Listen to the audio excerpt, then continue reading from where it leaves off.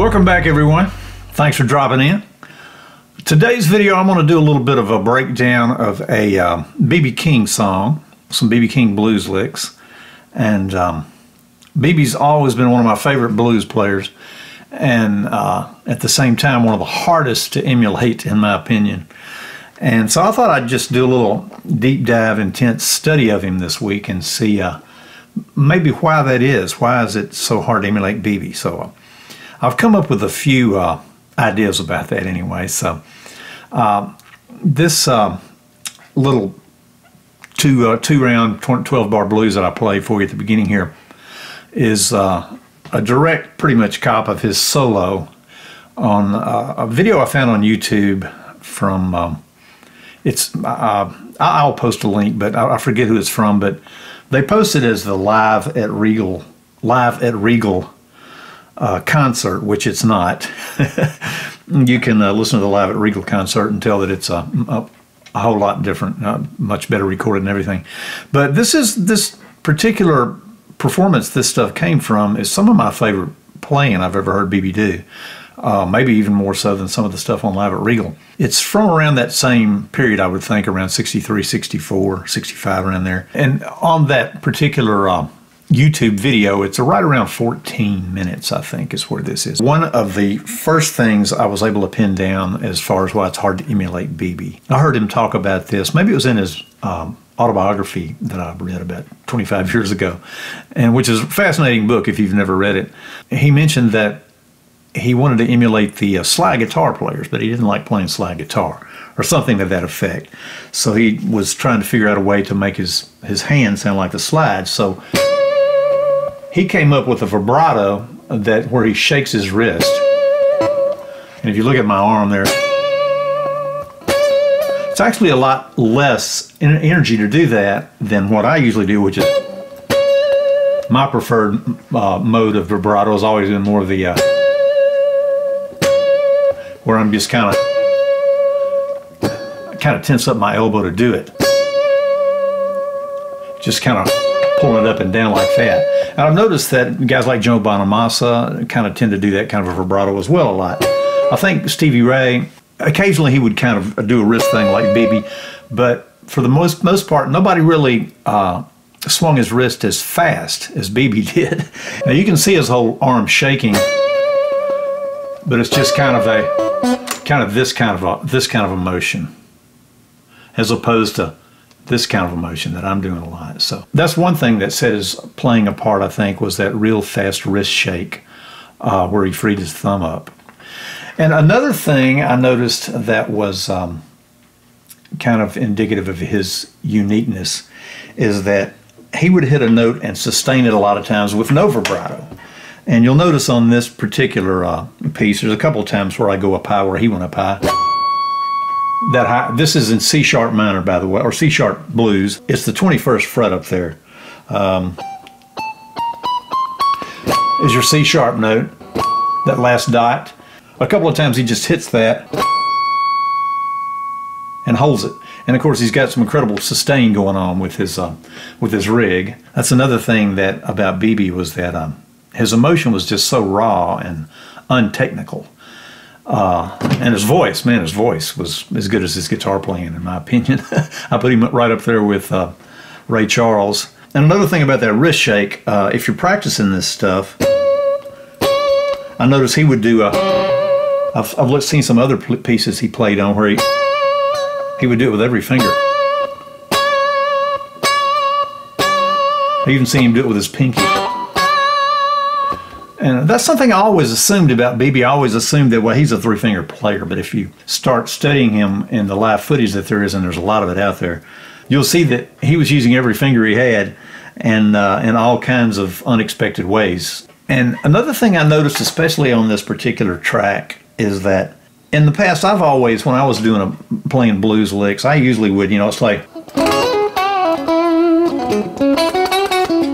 I never really hung out on the major that much, although that's one real hallmark of the blues, is that you're going back and forth. This track actually has, it's all dominant 7 chords, which is your major. But I bend it up there. But I noticed B.B. actually hangs out on that major third quite a bit. And you'll notice on some of these licks, I'll point it out when I get to it. And so he had kind of a major preference, in my opinion, in his licks over the minor third, that is. So, and another thing that really sets B.B. apart is his impeccable taste. He just knew where to play and where not to play. And that's something that I've struggled with myself through the years, just knowing where to leave the holes, you know. And in getting ready to make this video, I looked online yesterday at some other pickers like Joe Bonamassa, for instance, and I noticed, you know, not comparing myself to any of these cats, but I tend to do the same, go on this kind of like Joe Bonamassa does. In other words, he doesn't leave a lot of holes. He just pretty much playing nonstop. But BB, and is really apparent on this track here that I'm playing for you, is that he'll, you know, and he'll just shut up for a whole bar before he gets back into it, and everything is just like perfectly placed. Knowing when to play and when not to play is a big part of it, in my opinion. So he picks his spots. He picks his spots to put those licks in. And another thing here in this particular piece, and this is actually this piece that I copped the licks from for this video, is the intro, and he did like a 3 or 4 minute intro to this live version of How Blue Can You Get, one of my favorite old BB songs. I just wanted to point out it's not your typical 12-bar blues in the fact that it puts these diminished chords in there. So anyway, maybe I'll put some chord charts on my website for you for this lesson, so you'll know what I'm talking about. But you can hear it. And that really affects the licks he plays, putting that, you know, that's what kind of, I think, inspires these licks, kind of like, let me see it.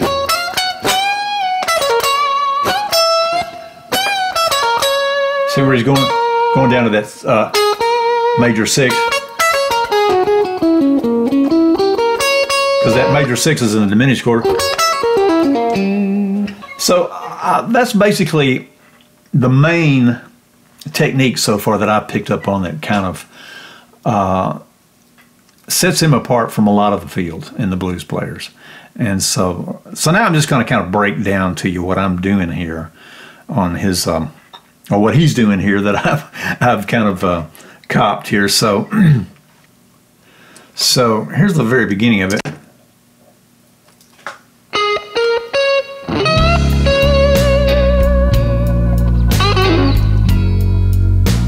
He's starting out on the G sharp note there.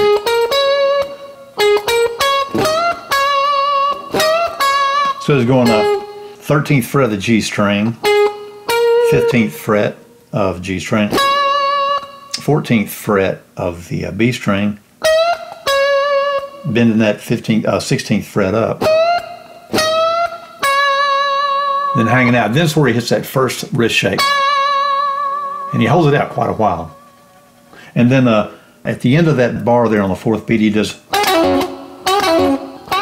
which is straight out of the pentatonic scale there. And then, so he goes on, let's see. Here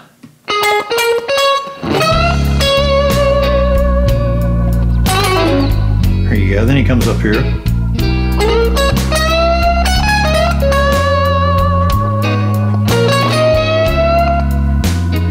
Love that lick. So then he slides back in.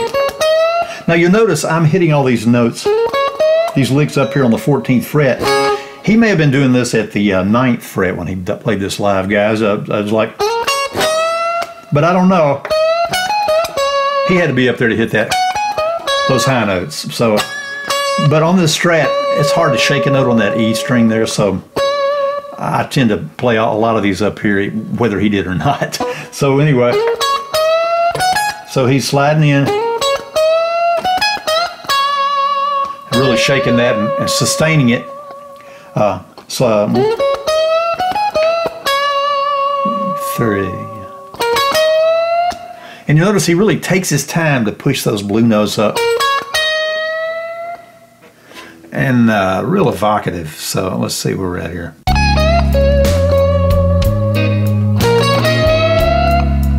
you go. Then right here.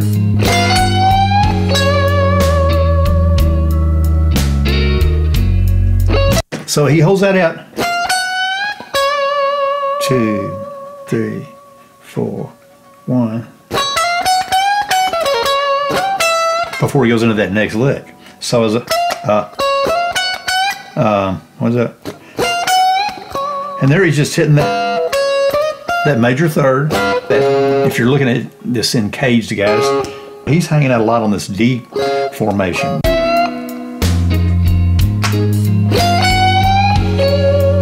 Shake that, man. 4, 1.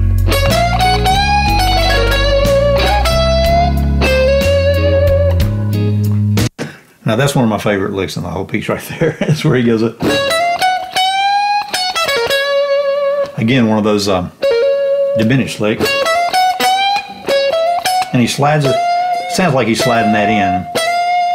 Still that major third in the D chord. And then he goes off to the major third, a minor third, I'm sorry. Pulls off to that tonic to the 6th. Okay. And then he immediately goes, sounds like he's, and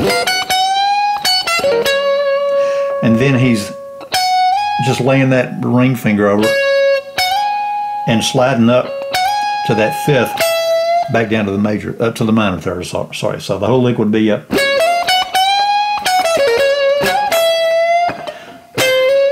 And then immediately hits the major 7, sliding into the tonic. And I wonder sometimes when I'm hearing BB hit that kind of a lick, if he didn't maybe accidentally hit that major 7 and just corrected himself. But either way, it sounds cool as I'll get out. So going forward here.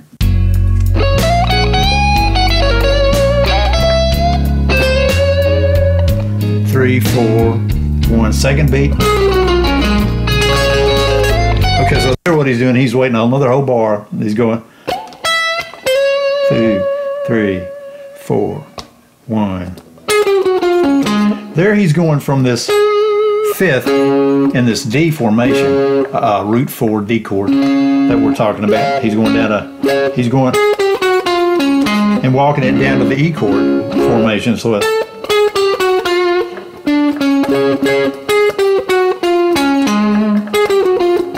there we go. And just outlining that E chord with a 3rd tonic and the 5th. G string, D string, A string. You're hitting a 10th fret with your index, 11th fret with your ring, and then 11th fret with your middle finger. So that chromatic walk down. And he immediately goes into this, like the E formation, the Lily and the B string there. He immediately goes into that, just the index finger laid out across there. And then he goes back to that major 7, and then I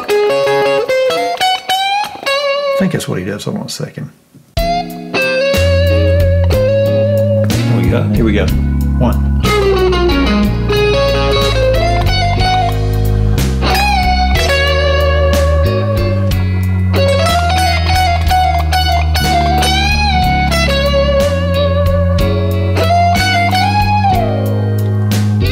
Okay, so that's halfway through this two progression long, this 24 bars. It's 2 rounds of a 12 bar progression. So there he's going, and he's just kind of pulling back and pulling that ring finger off that sus note, the 4th to that major 3rd. First time he just, I'm sorry. And sustains that note. Then he goes, same thing, he starts on the tonic, slides that major 3rd in. 3, 4, 5 pull-offs, and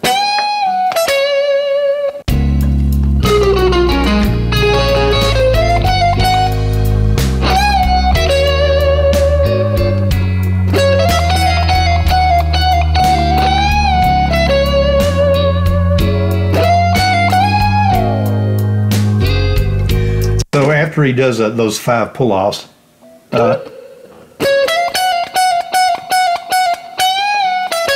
stretches that ring finger up again, lands on the tonic, and then to end it out, he just outlining that D chord, guys, a lot here. And he slides that up. It sounds like a slide to me at this point in the song, to the 14th, to the 16th fret. Then we're to the second half here. Let's see. 3. Another shake. So the 1, he just same. If you could do this here, oh, the E would be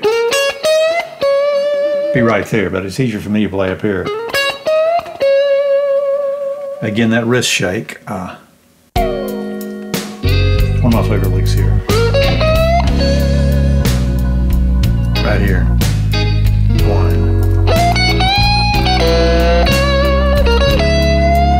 So there what he's doing is a 2, 3, 4, 1.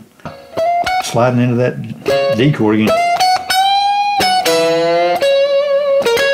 And actually this double stop here, he's not doing that on this track that I got this from. He's just going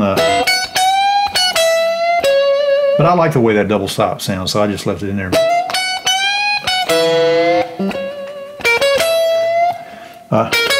Again, going down to that 6, that's kind of the indicative of the diminished chord.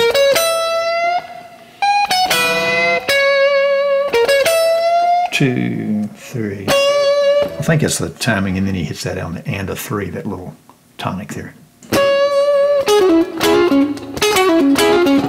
And that's all right out of the E chord there, but let's see.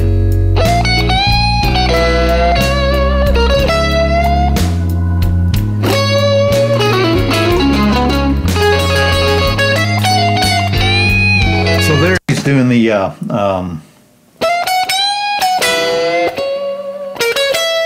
2, 3. So that's just after hitting that tonic, it's just hitting that kind of descending straight out of the pentatonic blues scale here, guys. Except he hits the descends and then goes back and hammers on that major third, so, and then plays those notes out of that C#7 chord. Then back to a similar lick he did on the first go round. This time he's hitting this thing 3 times. 1, 2, 3, and then instead of hitting that major 7, he goes to the tonic.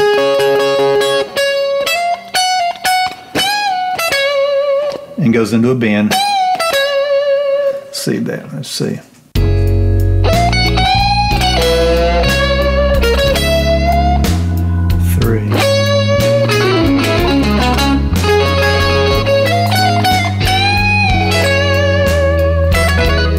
Always a little early on that lick, just a little pull out there. There you go.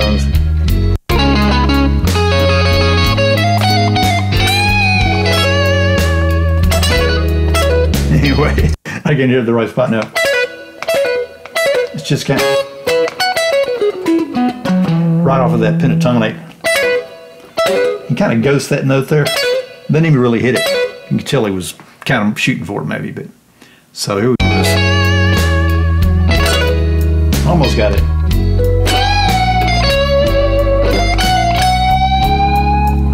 And then all the way up here.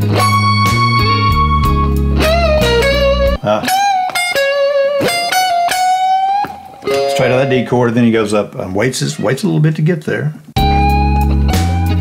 3 beats. And then immediately comes out of that. And no shake up. You know, it's just straight sustain. Then he goes straight into this lick at the end, guys, which is one of my favorite B.B. licks of all time. So it starts on the 12th fret here. I'm going to play it for you real quick first.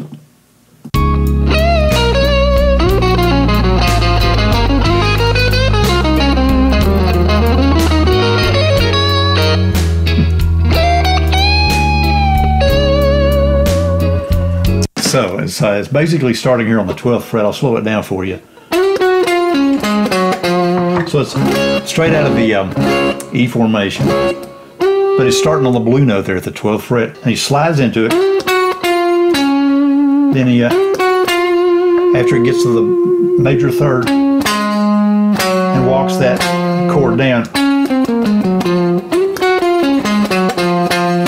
Like a triplet there on that major third on the E, on the A string, 8th fret.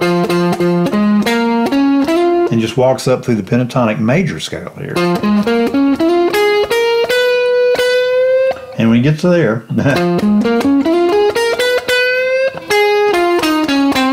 he actually goes into that, kind of walks through that major chord. That's the 5 chord, but it's out of a C formation here at the 8th fret, guys. So you got 5 chord, and in the track here, I'm playing the 9 chord there, walking it down. But his lead, he actually comes out of this and ends on the 3rd there on that. So he goes 12th fret with your ring finger, walk down, 10th fret, index, then ring finger, 11th. I'm doing it with middle 11th there. 9th, index, 3 times there. Then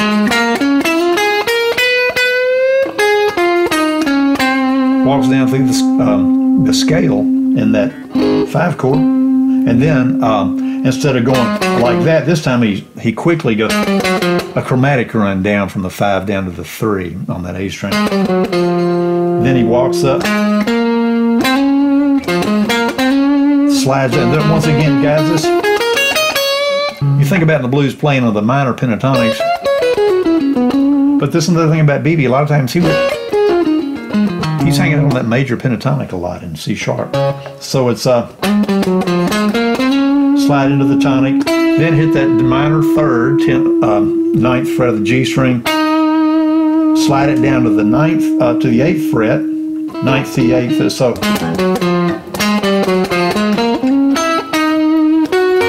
then he's hitting the top of this F sharp 9 chord with his ring finger. So I'm doing a little hammer on pull off, going back and hitting those 2, ring finger at the 11th fret there. Then he comes back with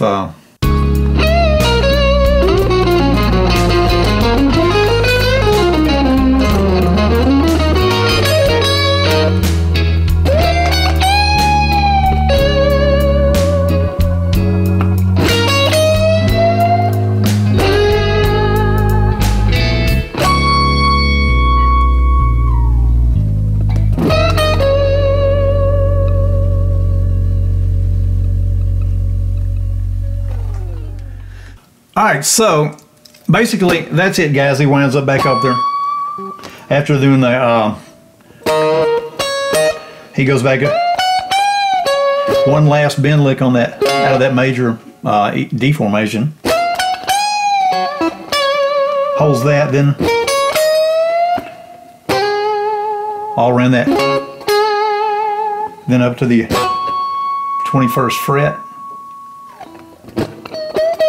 and falls off of that. Then he keeps going, but this is as far as I took it. So anyway, you guys let me know in the comments what you think about these B.B. tips. I'm thinking about diving a little heavier into him and maybe doing another couple of tunes of his. In the meantime, don't forget to like and comment, and be sure to subscribe. Thanks for watching once again, and like I say, any materials that I do decide to put up on my website, go to chuckjonesmusic.com and my subscribe for exclusive content page there. You can find any materials for this lesson and any other lessons in the past as well. So thanks again for watching, y'all. Have a good one. Guitar on.